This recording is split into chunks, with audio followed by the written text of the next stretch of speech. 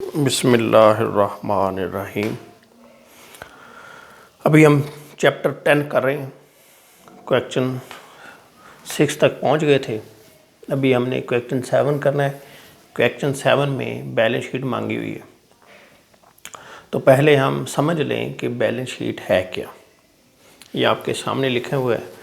हमने पढ़ा था कि ट्रायल बैलेंस की मदद से हम दो स्टेटमेंटें बनाते हैं। एक होती है हमारी प्रॉफिट एंड लॉस अकाउंट और एक balance sheet. Profit and loss account जो है ये हमें एक मखसूस पीरियड में, साल हो, 6 माह हो, 1 माह हो, जो भी पीरियड हमारा होगा उसके अंदर कंपनी जो नफ़ा या नुकसान, जो भी उसका कंपनी को जो नफ़ा या नुकसान होगा उसके बारे में बताते हैं। ये जो प्रॉफिट एंड लॉस अकाउंट है, नाम से भी पता चल रहा है प्रॉफिट एंड लॉस अकाउंट, जिसमें हमें प्रॉफिट का या लॉस का पता चलता है। ये जो दूसरी स्टेटमेंट है बैलेंस शीट, ये हमें कंपनी की पोजीशन बताती है, फाइनेंशियल पोजीशन कि एक मखसूस तारीख को ये बनाई जाती है। उस तारीख को कंपनी के कितने एसेट्स हैं और उन एसेट्स के लिए पैसा कहाँ से आया, मालिकों ने दिया या लोगों का पैसा कितना लगा हुआ है, इस बारे में ये बताती है। यानी बैलेंस शीट जो है ये हमें कंपनी की फाइनेंशियल पोजीशन के बारे में बताती है कि कंपनी के पास कितने एसेट्स हैं और उन एसेट्स को किस तरह फाइनेंस किया गया। अब ये देखिए, balance sheet is list of assets and liabilities. It is prepared on a particular date. On next day, even a single transaction will change the position of balance sheet। यानी balance sheet हमें क्या बताती है, assets and liabilities. आपने शुरू में जब हमने ये स्टार्ट किया था फाइनेंशियल अकाउंटिंग का सब्जेक्ट, तो अकाउंटिंग इक्वेशन पढ़ी थी। तो अकाउंटिंग इक्वेशन और बैलेंस शीट ये मिलती जुलती हैं। इस जो इक्वेशन है इसमें भी यही बताया जाता है, एसेट्स और लायबिलिटी दो साइडें होती हैं। एसेट्स हैं और एसेट्स को किस तरीके से फाइनेंस किया गया, बैलेंस शीट भी वही बताती। लेकिन इसका जो फॉर्मेट है वो अलग था, इसका फॉर्मेट अलग है। ये जो है अकाउंटिंग इक्वेशन ये सिखाई जाती है जो अकाउंटिंग कंसेप्ट्स है इनिशियल लेवल पे, आगे कहीं इसका तज़किरा नहीं होता। लेकिन जो बैलेंस शीट है ये आपको हर कंपनी के जो अकाउंट्स होंगे उसमें नज़र आएगी। यानी अगर आपने बैलेंस शीट समझनी है तो इस चीज़ को अपने जहन में रिकॉल कर लें, अकाउंटिंग इक्वेशन को। अभी हम देखेंगे कि इसको कैसे बनाना है। तो आपको क्लियर हो गया कि बैलेंस शीट में दो चीज़ें आएंगी। ट्रायल बैलेंस में 4 चीज़ें होती हैं। ये आपके सामने ट्रायल बैलेंस है, तो इसकी दो साइडें हैं, एक डेबिट साइड है और एक आपकी क्रेडिट साइड है। डेबिट साइड पे आपके एसेट्स होते हैं या आपके एक्सपेंस होते हैं, क्रेडिट साइड पे आपकी लायबिलिटीज़ होती हैं और या आपकी इनकम होती है। ये जो दो चीज़ें हैं ऊपर वाली, एसेट्स एंड लायबिलिटीज़, ये चली जाएंगी बैलेंस शीट में, और ये जो दो चीज़ें हैं ये आपकी चली जाएंगी प्रॉफिट एंड लॉस अकाउंट। ठीक है। और इसका जो रिज़ल्ट है प्रॉफिट एंड लॉस अकाउंट का, वो प्रॉफिट और लॉस की सूरत में वो भी इधर ही चला जाता है। यानी ये समझ लें आप कि ट्रायल बैलेंस की तमाम चीज़ें जो हैं ये एंड में कहाँ चली जाएंगी, बैलेंस शीट में।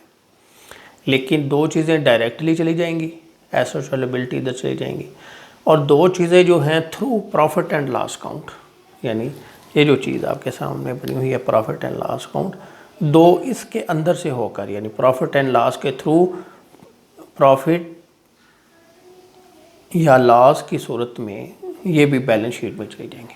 अभी हम देखेंगे बाद में इसको कि कैसे करना है। तो आपको कंसेप्ट हो गया होगा कि बैलेंस शीट में क्या है, हम एसेट्स और लायबिलिटीज़ लिखते हैं और ये बनाई जाती है मखसूस तारीख को। इसलिए यहाँ पे हम लिखेंगे एज एट का लफ्ज़। प्रॉफिट एंड लॉस में हम लिखते थे फॉर द ईयर, यहाँ पे हम लफ्ज़ लिखेंगे एज ऑन या एज एट। ये फ़र्क है दोनों में कि वो पूरे साल की बनाई जाती है, लेकिन बैलेंस शीट जो है ये एक मखसूस तारीख के लिए बनाई जाती है। और इसमें ये देखें, ये वर्ड भी लिखा हुआ है कि एक ट्रांजैक्शन भी अगर हो गई बनाने के बाद तो ये बैलेंस शीट चेंज हो जाएगा। चलें स्टार्ट करते हैं।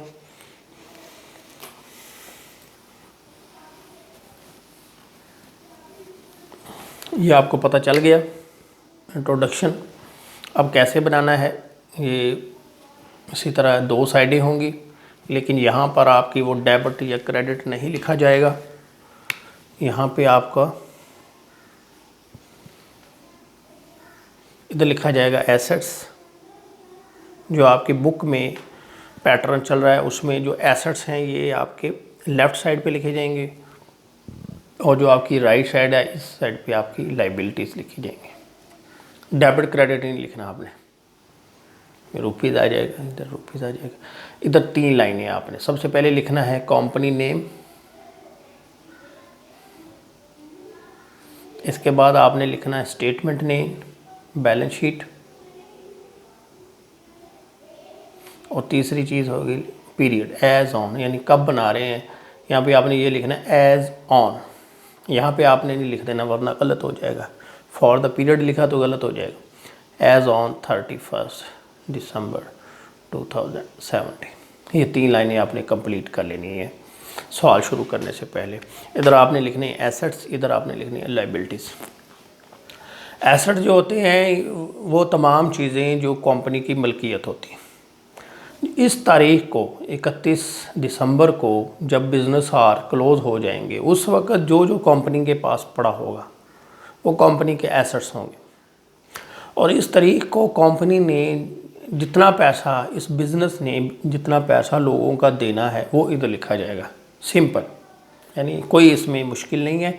एसेट्स वो होंगे जो कंपनी के पास इस तारीख को जब बिज़नेस क्लोज़ हो जाएगा, यानी ऑफिस आवर्स क्लोज़ हो जाएंगे, उस वक्त जो कुछ पड़ा होगा वो एसेट्स, और जो कंपनी ने इस टाइम इस वक्त जो लोगों के पैसे देने हैं वो आपके लायबिलिटीज़ वो इधर लिखी जाएंगी। अब कैसे लिखना है, अब इसके अंदर 4 चीज़ें आएंगी। एसेट्स की हम क्लासिफिकेशन करेंगे, करंट एसेट्स और लॉन्ग टर्म एसेट्स या फिक्स एसेट्स।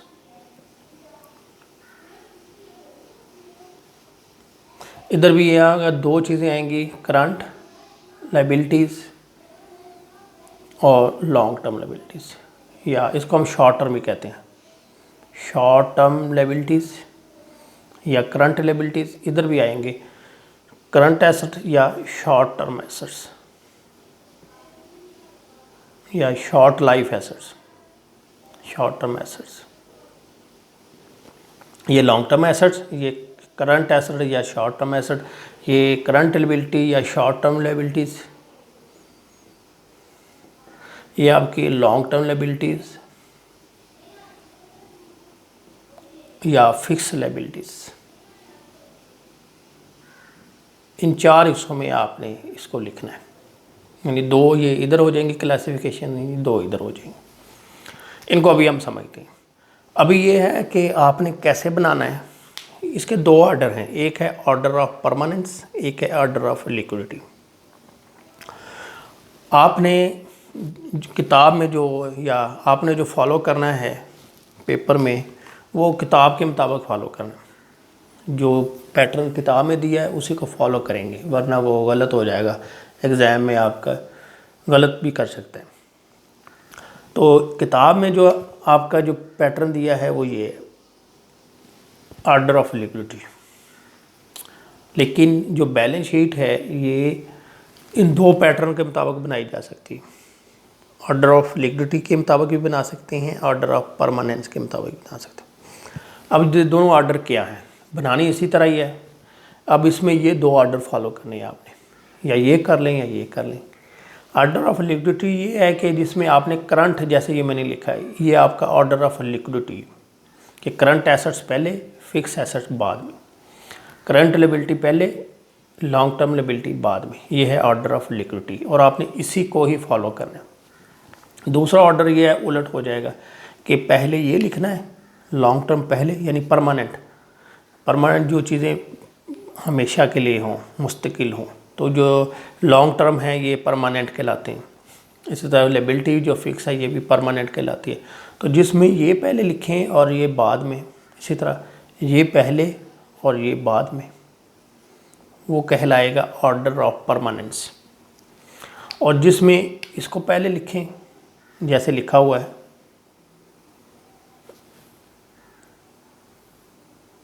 ये आपका ऑर्डर ऑफ लिक्विडिटी कहलाएगा। ठीक हो गया। यानी आपने ऑर्डर ऑफ लिक्विडिटी को फॉलो करना है, ऑर्डर ऑफ परमानेंस को नहीं।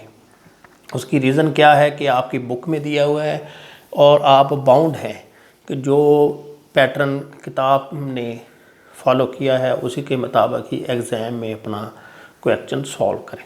ठीक हो गया।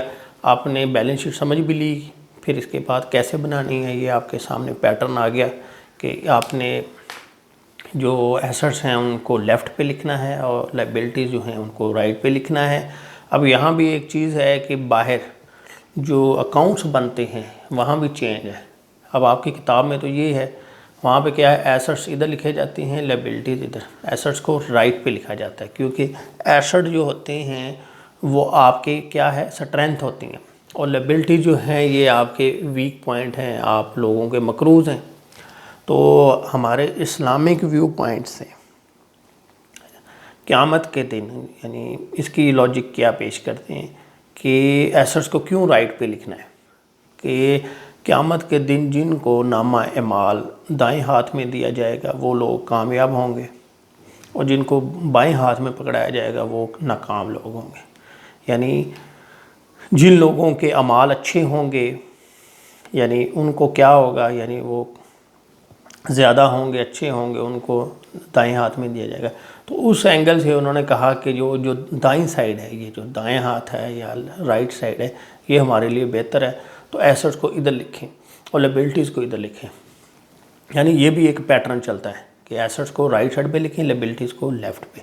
लेकिन आपकी बुक में जो पैटर्न दिया हुआ है उसमें ये है, उलट है। एसेट्स जो हैं वो लेफ़्ट पे दिए हैं, लायबिलिटी राइट पे दिए हैं। तो आप इसी को ही, इस पैटर्न को ही फॉलो करेंगे। ठीक है, ये हो गया आपका बनाने का। अब आपने ये भी समझ लिया कि ऑर्डर ऑफ परमानेंस क्या है, ऑर्डर ऑफ लिक्विडिटी क्या है, ये भी आपके सामने क्लियर हो गया। अब हम इस पे फोकस करेंगे, आखिरी पॉइंट कि करंट लायबिलिटी, करंट एसेट्स क्या होते हैं।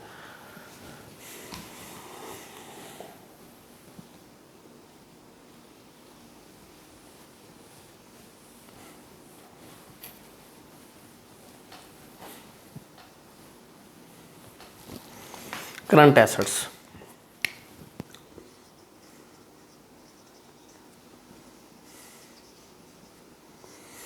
ईयर एंड पे, यानी जिस दिन आपका साल क्लोज हुआ उस वक़्त आपके पास जो कुछ भी पड़ा है, बच गया है आपके पास बिजनेस में, वो आपके एसेट्स हैं।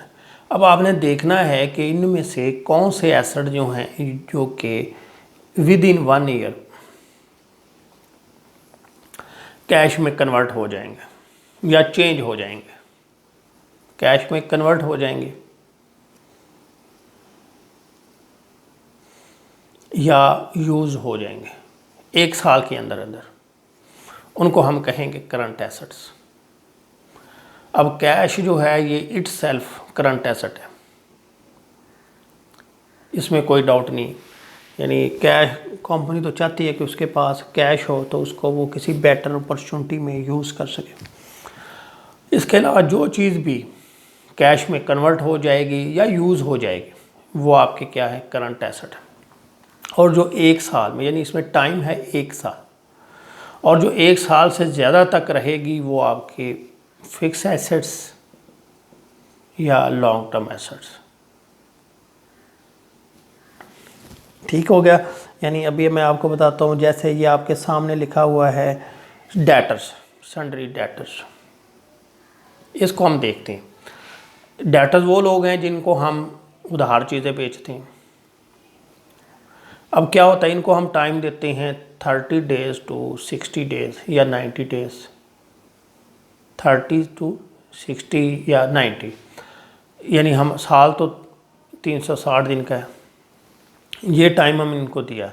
तो क्या होगा, सन्ड्री डेटर जो हैं ये हमें, जिनसे अभी हमने पैसे लेने हैं ईयर एंड में, 2 महीने बाद, महीने बाद, साल 3 महीने बाद हमें पैसे दे देंगे। तो ये सन्ड्री डेटर किस में कन्वर्ट हो जाएंगे? कैश में।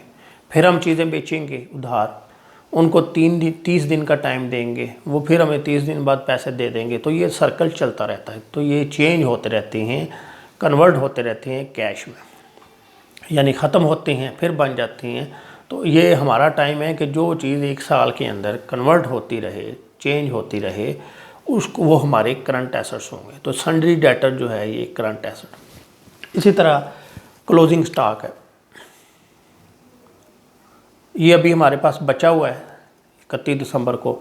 तो क्या होगा, अगले महीने ये यूज़ हो जाएगा, फिर हम और ख़रीद लेंगे, फिर यूज़ हो जाएगा, फिर ख़रीद लेंगे, फिर यूज़ हो जाएगा। तो ये यानी चेंज होता रहता है, यानी कैश में। यानी हम क्या करते हैं, चीज़ें बनाते हैं, बेच देते हैं, ख़रीदते हैं, बेच देते हैं। तो ये सर्कल चलता रहता है। तो ये भी ज़्यादा से ज़्यादा इसका क्या होता है, 1 महीना टाइम होता है, 2 महीने होते हैं। तो ये कन्वर्ट हो जाता है कैश में, या ये मटेरियल जो है ये हमारा यूज़ हो जाता है। हमने क्या कहा है, कन्वर्ट करने का लिखा है, यूज़ करने का लिखा है। यानी जो चीज़ 1 साल में बार बार चेंज हो जाए कैश में, या ख़त्म हो जाए, फिर ख़रीद ले, फिर ख़त्म हो जाए, वो हमारे करंट एसेट्स होते हैं। या इसको ऐसे भी समझ लें कि बिज़नेस को चलाने के लिए जो हम चीज़ें ख़रीदते हैं, एसेट्स ख़रीदते हैं, और वो हमारे पास ईयर एंड पे बचे होते हैं, वो हमारे करंट एसेट्स। अब इसके पैरेलल है फिक्स एसेट, जो चीज़ 1 साल से ज़्यादा तक चले, हमारे पास 1 साल से ज़्यादा तक पड़ी रहे, वो हमारे फिक्स एसेट्स होते हैं। जैसे आपके पास फर्नीचर है, फर्नीचर आपने ख़रीदा तो ये 3, 4 साल, 5 साल तक हम इसको यूज़ करते रहें, ये फ़िक्स एसेट। इस तरह आपने बिल्डिंग ख़रीदी, बिल्डिंग जो है ये तो हमेशा 10, 20, 30 साल तक चलेगी, फ़िक्स एसेट। इस तरह प्लांट है, प्लांट भी हम ऐसा ख़रीदते हैं जिसकी लाइफ कोई 20-30 साल होती है, फ़िक्स एसेट। इसी तरह मोटर व्हीकल्स हैं, गाड़ियाँ हैं, ये हमारी क्या हैं, ये भी 4-5 साल तो चलती हैं कम से कम, ये भी फ़िक्स एसेट। और कोई देख लें, मशीनरी, फर्नीचर, बिल्डिंग, इसी तरह आपका मशीनरी होगी, प्लांट एंड मशीनरी इसमें आ गया है। बस आपने ये खुद सोच लेना है कि कौन सी चीज़ ऐसी है जो कि कन्वर्ट हो जाएगी कैश में, या वो अपनी जो फॉर्म है चेंज कर देगी, यानी वो ख़त्म हो जाएगी चीज़, फिर नहीं ख़रीदी जाएगी। जो तो 1 साल के अंदर अंदर हो, 1 दफ़ा हो, 2 दफ़ा हो, 10 दफ़ा हो, वो आपकी करंट, और जो 1 साल से ज़्यादा तक चले वो आपके लॉन्ग टर्म या फिक्स एसेट्स। ये 2 हो गए। अब इसके है लायबिलिटी साइड पे आ जाए। लायबिलिटी साइड पे इसमें भी क्या है, 2 तरह की हैं। एक आपकी शॉर्ट टर्म, इसमें भी 1 साल का टाइम है। जो पैसा आपने लोगों को 1 साल के अंदर अंदर पे करना है वो शॉर्ट टर्म लायबिलिटी है, 1 ईयर टाइम। इस जो 1 साल से ज़्यादा हो, मोर देन 1 ईयर, वो आपकी लॉन्ग टर्म। अब इसमें देखते हैं, जैसे सन्ड्री क्रेडिटर्स है, आपने क्या किया, चीज़ें उधार खरीदी, तो आपको कितना टाइम देगा, 30 दिन या 60 दिन। तो इसके बाद आपको ये पेमेंट करनी पड़ेगी, ये आपकी शॉर्ट टर्म लायबिलिटी। इसी तरह बिजली का बिल आ गया, तो बिजली का बिल जो है वो आपने पे करना है। 31 दिसंबर को बिजली का बिल आ गया, अब इसका टाइम है 10 जनवरी, साल आपका क्लोज हो गया 31 दिसंबर को।